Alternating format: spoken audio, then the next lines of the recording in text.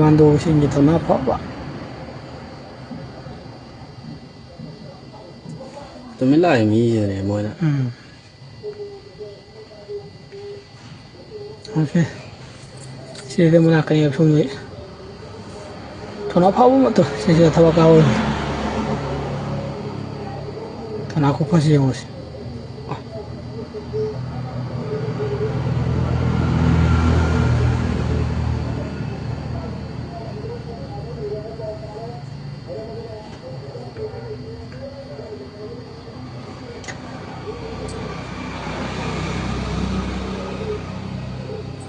ทำหน้าเพราะว่ามันปูกำมันโดสิ่งนี้